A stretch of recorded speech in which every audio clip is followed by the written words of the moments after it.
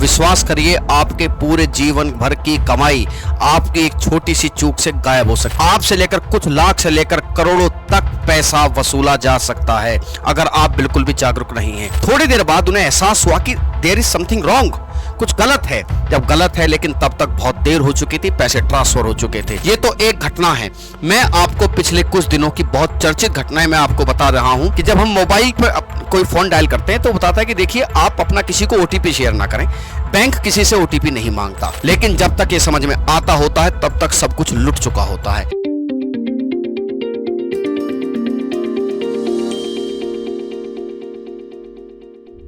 RG ज्ञान सबसे सटीक।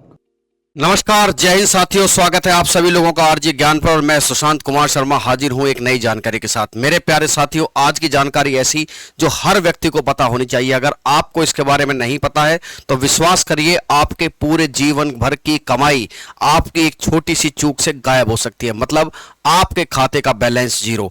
और एक ऐसी कहानी जिसमें अगर आप उसके शिकार भी हो गए तो बड़ा मुश्किल है कि आपका पैसा वापस आ पाए। क्या है सर तरीका, क्या है ये कहानी और क्या है ये क्राइम? मेरे प्यारे साथियों, आज मैं बात करने जा रहा हूं एक ऐसे साइबर क्राइम के बारे में जिसे डिजिटल अरेस्ट कहते हैं, जहां आपके दिल और दिमाग से इस प्रकार खेला जाता है कि आपको लगता है कि बस इस मुसीबत से कैसे भी बचा जाए, चाहे इसके लिए मुझे कितने भी पैसे क्यों ना देने पड़े। लगभग आपसे लेकर कुछ लाख से लेकर करोड़ों तक पैसा वसूला जा सकता है अगर आप बिल्कुल भी जागरूक नहीं हैं। तो मेरे प्यारे साथियों, आज की इस कहानी में आपको मैं बताऊंगा कि क्या होता है डिजिटल अरेस्ट और इससे आप कैसे बच सकते हैं। क्या यह कोई शब्द भी है या फिर फ्रॉड करने वाले इन लोगों ने, जो इस किस्म के लोगों ने एक नई जो है इस शब्दावली को जन्म दिया है? क्या है कहानी, इसकी पृष्ठभूमि समझिए और पहले समझिए कुछ उदाहरण। मेरे प्यारे साथियों, मेरे पीछे जो शख्स दिखाई दे रहे हैं ये हैं एसपी ओसवाल साहब। ये वर्धमान टेक्सटाइल के मालिक हैं।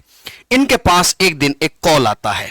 कॉल करने वाले व्यक्ति बताते हैं कि वो प्रवर्तन निदेशालय की मुंबई शाखा से बोल रहे हैं और उनके ऊपर आरोप है कि उन्होंने जेट एयरवेज केस के मामले में जिसके जो ओनर्स थे नरेश गोयल साहब, इस केस में वो पहले जेल जा चुके थे, कि उनसे आपका संबंध है और आप पर मनी लॉन्ड्रिंग का आरोप है। समझने इससे पहले वो कुछ समझ पाते, उन्होंने और तरीके से बातचीत करनी शुरू की कि आप याद रखिए वीडियो कॉलिंग पर आइए। किस पर आइए? वीडियो कॉल पर। और आपको हिलना नहीं है, आपको हिलना नहीं है। आपके खिलाफ एक प्रोसीडिंग की जा रही है कोर्ट में। और ये प्रोसीडिंग जो सब शुरू हुई तो इस प्रोसीडिंग में उन्होंने एक फर्जी कोर्ट दिखाया अपने आप को इस तरीके से। देखिए, ये जो लोग कॉल कर रहे थे ये बिल्कुल वैसे ही लग रहे थे जैसे ये ईडी या प्रवर्तन निदेशालय के अधिकारी हों। एक कोर्ट थी, एक फर्जी प्रोसीडिंग शुरू हुई जिससे ओसवाल साहब को कुछ समय के लिए विश्वास हो गया कि हां, मैं कहीं ना कहीं किसी आरोप में, या मेरा कोई खाता या मेरा कोई लेन देन कुछ ऐसा है जो किसमें है, जो ईडी के रडार पर आ गया है। ऐसी कंडीशन आदमी क्या करेगा? ऑब्वियस बात है, उसके हाथ पैर फूल जाएंगे। और उनसे कहा गया कि आप बिल्कुल भी नहीं हिलेंगे कैमरे के सामने से। जब मुझे हिलने ही नहीं दिया जाएगा तो मैं, एक तो मेरा वैसे ही, मतलब आप समझ लीजिए कि अगर किसी शख्स के साथ घटना होती है उससे यह कहा जाए कि आप कैमरे से मत हिलना और आपको सामने बैठे रहना है, ऐसी स्थिति में इंसान को कमोबेश यकीन हो जाता है कि वो वास्तव में ही किसी ना किसी फ्रॉड में शामिल हो गया है। अब इस मुसीबत से बचने का क्या तरीका है? मुसीबत से बचने के तरीके के रूप में जो लोग ऐसा काम करते हैं वो बताते हैं कि आपको कुछ पैसा हमारे खाते में डालना होगा और इसके लिए वो एक फर्जी प्रोसीडिंग जो कोर्ट में चल रही है, इवन इनके पास एक पूरा सेटअप होता है, लाइक ए फिल्मी सेटअप। जैसे फिल्मों में होता है ना कि एक कोर्ट होता है, पुलिस थाना होता है, वर्दी होती है। और देखिए साहब, इन लोगों के लिए फर्जी आई कार्ड बना लेना भी कोई बहुत बड़ी बात नहीं होती। और आपको एक मेल आएगा कि आपने क्या किया है, इस केस में आप आरोपी हैं, आप मनी लॉन्ड्रिंग के केस में पकड़े गए हैं, हवाला के केस में पकड़े गए हैं, और हम तुम्हें एक अकाउंट दे रहे हैं, अगर बचना चाहते हो इस अकाउंट में कुछ पैसे डाल दीजिए। और उस अकाउंट में इन्होंने 7 करोड़ रुपए ट्रांसफर कर दिए। इससे पहले उन्हें अगले दिन जब कुछ महसूस हुआ कि क्योंकि हाउस अरेस्ट, ये सॉरी डिजिटल अरेस्ट, ये आपको 24 घंटे से लेकर 72 घंटे तक डिजिटल अरेस्ट रख सकते हैं। थोड़ी देर बाद उन्हें एहसास हुआ कि देयर इज समथिंग रॉन्ग, कुछ गलत है। जब गलत है लेकिन तब तक बहुत देर हो चुकी थी, पैसे ट्रांसफर हो चुके थे। और उन्होंने जब इसकी रिपोर्ट कराई तो उन्हें पता चला कि वो और कुछ नहीं, वो शिकार हुए हैं एक ऐसी प्रक्रिया का जो आजकल चर्चाओं में है फ्रॉड के, दैट इज डिजिटल अरेस्ट। और डर और भय और उनकी साइकोलॉजी से खेलकर इन लोगों ने वो पैसे अपने खाते में ट्रांसफर कर लिए हैं। ये तो एक घटना है। मैं आपको पिछले कुछ दिनों की बहुत चर्चित घटनाएं मैं आपको बता रहा हूं। जैसे कवि हैं नरेश सक्सेना साहब, इनको लोगों ने डिजिटल अरेस्ट किया। रुचिका टंडन, लखनऊ पीजीआई की एक डॉक्टर, उनको अरेस्ट किया और वो एक हफ्ते तक डिजिटल अरेस्ट रही और उनसे करोड़ों रुपए लूट लिए। मेरे प्यारे साथियों, आप सोचेंगे कि सर ये इतना आसान नहीं होता, चीजें पकड़ी जाती हैं। ये इतने शार्प माइंडेड और इतने मतलब इतने तेज किस्म के लोग होते हैं कि ये आपको एहसास नहीं होने देंगे कि वो फर्जी अधिकारी हैं। लेकिन सर ऐसे तो फिर गड़बड़ हो जाएगी। अगर कोई आदमी इस बात का एहसास ही ना होने दे कि वो फर्जी है, ये कोर्ट फर्जी है, ये ऑफिस फर्जी है, ये पुलिस थाना फर्जी है, हमारी वर्दी फर्जी है, ये आई कार्ड भी फर्जी है, कैसे पता चले? कैसे पता चले? मेरे प्यारे साथियों, कभी आप देखते होंगे कि जब हम मोबाइल पर कोई फोन डायल करते हैं तो बताता है कि देखिए आप अपना किसी को ओटीपी शेयर ना करें। बैंक किसी से ओटीपी नहीं मांगता। There are some procedures of government officers, कुछ प्रोसीजर्स होते हैं, उससे अलग हटके सरकार काम नहीं करती है। लेकिन जब तक ये समझ में आता होता है तब तक सब कुछ लुट चुका होता है। जैसे एसपी ओसवाल साहब 7 करोड़ रुपए, इस महिला डॉक्टर ने भी करोड़ों में रुपए का पेमेंट किया। जो कवि साहब हैं इनको भी हाउस डिजिटल अरेस्ट करके रखा। तो सर ये तो एक बहुत बड़ी बात है। मेरे प्यारे साथियों, विश्व का आंकड़ा यह कहता है कि लगभग 47,000 साइबर हमले होते हैं। आप याद करिए, एक फिल्म आई थी जमतारा, जमतारा, जिसमें झारखंड के एक जगह के बारे में बताया गया कि ये लोग फिशिंग करते हैं इसी तरीके से कि आपकी लॉटरी निकल गई है, आप ये हो गए हैं, आप अकाउंट नंबर दीजिए, एक ओटीपी आएगा, हम अकाउंट में आपके ट्रांसफर कर रहे हैं।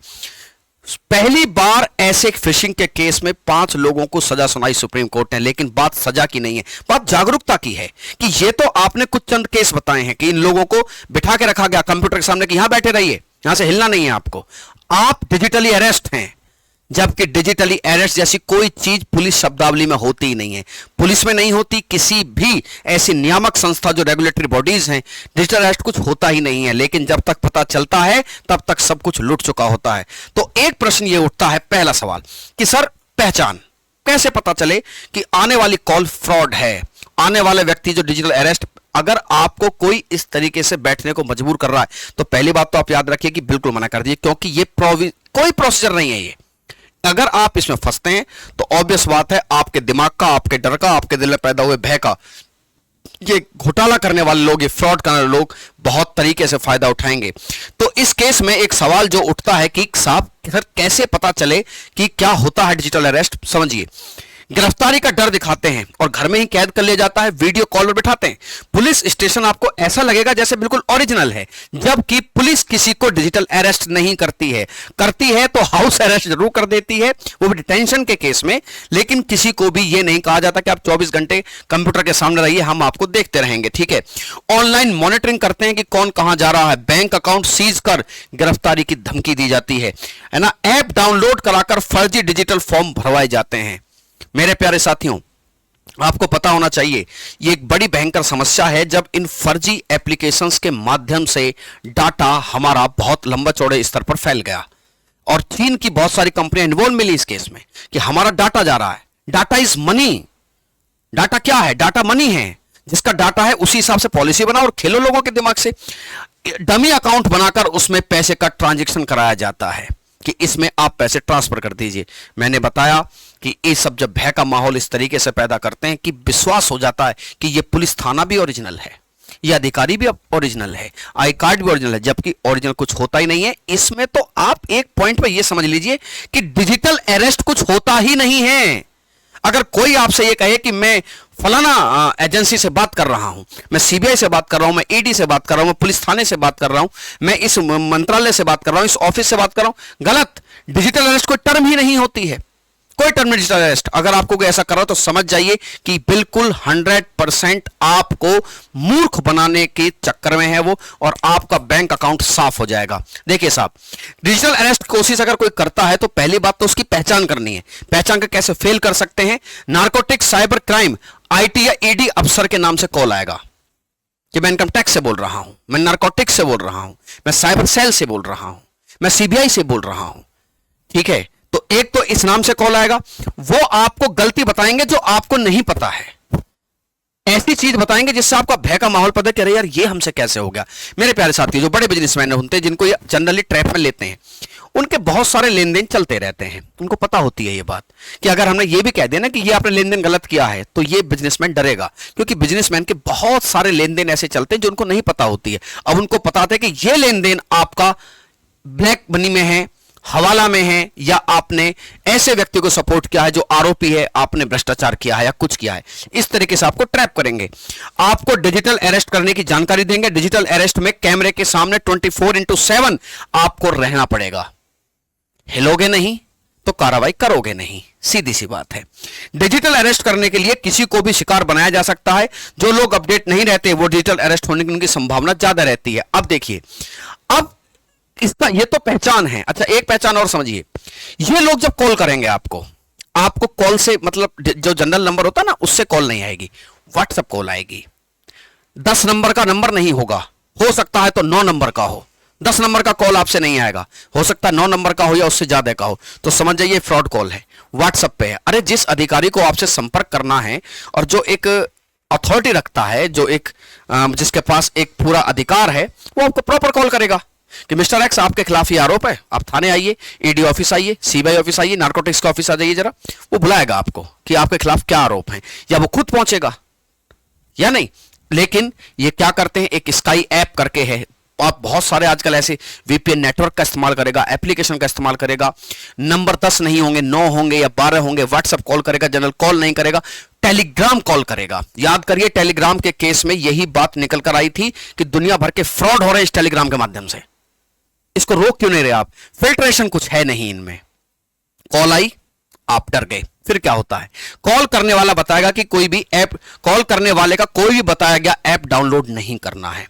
ऐप डाउनलोड, आपका सारा पर्सनल डाटा उसके पास, जिसमें आपके बैंक खाते की जानकारियां, आपकी निजी जिंदगी की जानकारियां, या आप क्या करते हैं, क्या खाते हैं, कहां रहते हैं, ये सब इंफॉर्मेशन वो सब ट्रेस कर लेगा। अगर वो आपको डिजिटल अरेस्ट कर भी नहीं पाया तो मेरे प्यारे साथियों समझ लेना, वो आपकी इन निजी जानकारियों के आधार पर आपको प्रॉपर ब्लैकमेल कर सकता है। और we the people of India, हम तो भारत के लोग हैं, इज्जत बहुत प्यारी है।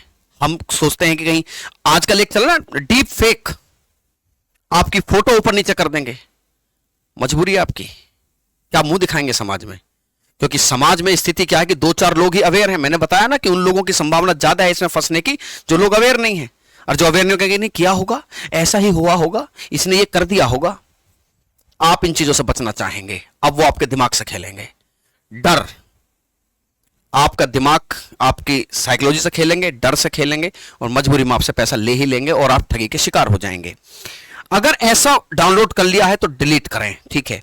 फोन फॉर्मेट करें और एंटीवायरस डालें, ठीक है। मेरे प्यारे साथियों, एक बार एक ऐसी ही कॉल हमारे पास भी आई थी, हम प्रैक्टिकली बताते हैं। तो हमें पुलिस वालों ने सलाह दी कि just of your internet connection, क्योंकि इंटरनेट कनेक्शन जो है, अच्छा मैंने आपको जानकारी है, मैंने एक बार आपको एक बात बताई थी कि हमारी जेब में जो चीज इंटरनेट से कनेक्ट है इट कैन बी हैक्ड, ये हैक हो सकती है, ठीक है। तो अगर ऐसी स्थिति आती है तुरंत डिलीट करें, इंटरनेट से डिस्कनेक्ट कर दें उसको। जितना ज्यादा समय बीतेगा पैसा वापस आने के चांस उतने कम, क्योंकि जो ओसवाल साहब थे इनका कुछ पैसा रिकवर पुलिस ने कर लिया था, साइबर क्राइम ने, क्योंकि समय रहते बात पता चल गई कि भैया मेरे साथ क्या हुई है, मेरे साथ गड़बड़ी हुई है। अगर नहीं पता चल रही है, आपने समय बिता दिया, फिर आप भूल जाइए, फिर आप भूल जाइए, क्योंकि सीमाएं हैं टेक्निक की भी, टेक्नोलॉजी की अपनी सीमाएं हैं, फिर वापस नहीं आना पैसा। कई बार पैसा विदेशों में भेज दिया जाता है, तो फिर आप क्या करेंगे?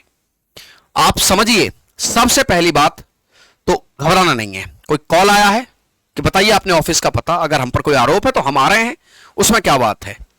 और ये आपको वही क्राइम बताएंगे जो आपने कभी किया नहीं है, ना आपको जानकारी होगी। भाई जानकारी वालों तो आप बता देंगे कि आप क्या बता रहे हो हमें नया, हमसे ये गलती हुई है तो इसकी तो ये प्रोसीडिंग चल रही है, आप क्या बताओगे? कल मैं कोर्ट में आके बात करता हूं, कोर्ट में नहीं आने देंगे आपको, पता पोल खुल जाएगी, क्योंकि कोर्ट है ही नहीं, पूरा फिल्मी सेटअप लगा हुआ है।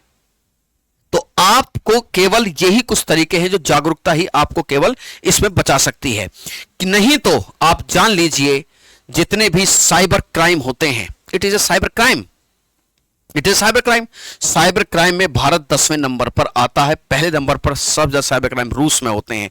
एक एक्सपर्ट्स की आप राय सुनिए, मैं उनको डिकोड करके बताता हूं ताकि तुम्हें समझ में आए कि ये क्या है, इससे कैसे बच सकते हैं। पहली बात समझिए, डिजिटल हाउस अरेस्ट एक सोशल इंजीनियरिंग अटैक है जहां साइबर ठग लोगों को गोपनीय और प्राइवेट डाटा तक पहुंचने के लिए मैनिपुलेट करते हैं।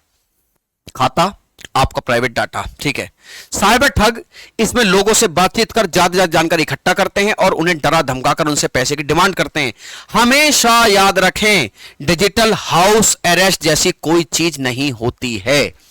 कहानी का सार यह है, बचने का एकमात्र तरीका यह है मेरे प्यारे साथियों, यह नहीं समझिएगा कि यह हमारे किस काम की है। मेरे भाई, मेरे दोस्त, मेरी बहनों, कोई भी इसका शिकार हो सकता है। डाटा जब हमारे फोनों के माध्यम से इतना फैला हुआ है इधर उधर कि कोई भी इसका शिकार हो सकता है। तो कम से कम आपको पता हो, चलिए बहुत ज्यादा ना पता हो तो थोड़ा पता हो, बस ये समझ लीजिए कि कोई आपसे बोले कि ऐप डाउनलोड करो, नहीं करना है। 10 नंबर का मोबाइल नंबर होता है, बच्चा बच्चा जानता है, उससे कम या ज्यादा पर मैं तो ये कहूंगा कि नहीं कुछ कर सकते, फोन मत उठाइए, ठीक है। घबराने की आवश्यकता नहीं है। क्राइम आपको पता नहीं है जो वो बता रहे हैं, बिल्कुल निसंकोच होकर पुलिस के पास जाइए कि साहब ऐसे ऐसे कॉल आया। पुलिस पूछेगी क्या तुमने किया है? किया है कि साहब हमने किया ही नहीं है, तो उसमें क्या डर है? आप तुरंत जाइए। और डिजिटल हाउस अरेस्ट वो बोले कैमरे के सामने ये बिल्कुल भी नहीं आना है, बिल्कुल नहीं आना है। मना कर दो कि वैसा कोई चीज होती नहीं है। इस कहानी में एक ही पॉइंट फंसा हुआ है, वो ये है कि अगर आपसे कोई डिजिटल अरेस्ट को बोले, मना करो कि ये होता ही नहीं है। जब मैंने अब आपको आज तक पता हो या ना पता हो, लेकिन मैंने अब बताया ना कि नहीं होता है ये, तो इसमें फंसना ही नहीं है। अच्छा, हमेशा याद रखें कि कोई चीज नहीं होते, ऐसा कोई फोन आने पर तुरंत नजदीकी पुलिस स्टेशन से संपर्क करें। कुछ लोग लज्जा समाज के डर से संपर्क नहीं करते और भयंकर लेवल पर ठगी का शिकार होते हैं। और मेरे प्यारे साथियों, आप एक चीज को ध्यान से समझो, मैंने जो 3 लोगों की कहानी आपको बताई, इन 3 तो एक बड़े अच्छे बिजनेसमैन, एक बिजनेस टाइकून, मेरे पीछे 2 शख्स अच्छे खासे पढ़े लिखे, समाज में रेपुटेटेड। जब इन लोगों के साथ ये घटना हो सकती है तो हमारे यहां कहना है कि हम कैसे बचें। भाई आम आदमी तो इनके चक्कर में तुरंत आएगा, आम आदमी के लिए हम जानकारी बता रहे हैं। ऐसी कोई चीज है, घबराना नहीं है, परेशान मत होना, वरना 10-5 हजार पैसे गिरवाने वाले तो केस अनंत हैं, इनफाइनाइट। पता नहीं कितने लोगों से इन लोगों ने डरा धमका के, डाटा निकाल के, अरेस्ट करके, फोटो लेके, मॉर्फ करके, ब्लैकमेल करके कितने लोगों से पता नहीं पैसे निकाल लिए हैं। इसकी तो कोई गिनती नहीं। आंकड़ा ये कहता है 47,000 साइबर हमले रोज होते हैं इंडिया में। 47,000। क्या है बचने का तरीका? कुछ नहीं, सिर्फ और सिर्फ आपकी अवेयरनेस ही आपको बचा सकती है और कोई तरीका नहीं है, ठीक है। वरना इन लोगों का मकड़ जाल फैलता चला जाएगा। आप जागरूक नहीं हैं तो ऑब्वियस बात है, ये अपना जो ठगी का जो इनका पूरा कार्यक्रम है ये अनवरत रूप से चलता रहेगा। मेरे प्यारे साथियों, मैं आपको बार बार फिर सतर्क करता हूं कि मैंने जो बातें बताई हैं, अगर कोई ऐसी घटना आपके साथ होती है तो घबराना नहीं है, पुलिस के पास जाइए कि भाई साहब हमारे साथ ये हो रहा है। पहचान मैंने आपको बता दी है, इन्हीं सबसे कॉल नहीं करेंगे, ये आपको टेलीग्राम से आएंगे, व्हाट्सएप से आएंगे, स्काई ऐप से आएंगे, एप्लीकेशन के माध्यम से आएंगे, कॉल नहीं करेंगे। समझ जाओ ये फ्रॉड है आदमी, ठीक है, ठीक है। फिर थोड़ा उससे फोन काट दीजिए। हाँ था तो देखिए, आजकल ऐसे फोनों की भरमार होती है, हमारे पास सबके पास आते हैं, हम तो उठाते नहीं है। गोली मारो तो नहीं आ रहा होगा कहीं से फोन। और हमारे जो इंडिया का कोड है +91, ये 991 है ना, +92 से करेंगे, +93 से करेंगे, समझ जाओ +91 है इंडिया का। ये तो इंडिया से कॉल ही नहीं आ रहा है। ऐसा भी हो सकता है कि ये लोग इतने भी साजिश करता हो सकते हैं कि ये कॉल भी करें आपको। बट आपसे अगर 4 बातें कहें तो समझ जाओ, चाहिए इंडिया से, ये फ्रॉड है ये, ठीक है। नहीं फंसना है मेरे प्यारे साथियों, जागरूकता ही बचाव है इन सब चीजों से। और हमारी नैतिक जिम्मेदारी बनती है कि हम, जो लोग मुझसे इस बात को सुने, वो अपने आसपास आपके जो सगे संबंधी हैं, जो डिजिटली खातों का इस्तेमाल कर रहे हैं, नौकरी कर रहे हैं, बिजनेस कर रहे हैं, उन तक इस सूचना को जरूर पहुंचाएं। यही तरीका है कि इन सब की, इनकी जो कुचक्र, जो इनकी योजनाएं हैं, जो खराब ठगी के जिनके जाल हैं, इसे फेल करने का सबको बताइए आप कि साहब अगर ऐसा कुछ होता है, ये पहचान हम बता रहे हैं, अगर ऐसा होता तो प्लीज कृपया करके पुलिस के पास जाइए। सतर्क रहें, सावधान रहें और जागरूक रहेंगे, बचे रहेंगे और अपनी जिंदगी की, पूरी जिंदगी की जो मेहनत की कमाई है, या तो खुद प्रयोग करेंगे, नहीं तो अपनी पीढ़ी को सौंप कर जाएंगे। नहीं करोगे तो ये आपके जीवन भर की जो गाढ़ी कमाई है 1 मिनट में छूमंतर हो जाएगी मेरे प्यारे साथियों। उम्मीद करता हूं आपको जानकारी बहुत अच्छी लगी होगी। जानकारी आपको कैसी लगी और कमेंट सेक्शन में यह बताना नहीं भूलेगा कि कम से कम आप लोगों को यह जानकारी अपने आस पड़ोस में 4 लोगों को जरूर बतानी है। यह आज आपकी ड्यूटी है, सर की आपसे रिक्वेस्ट है। उम्मीद करता हूं आप मेरी उम्मीदों पर खरा उतरेंगे। मैं फिर हाजिर होऊंगा एक नई जानकारी के साथ। तब तक के लिए धन्यवाद। जय हिंद, जय भारत।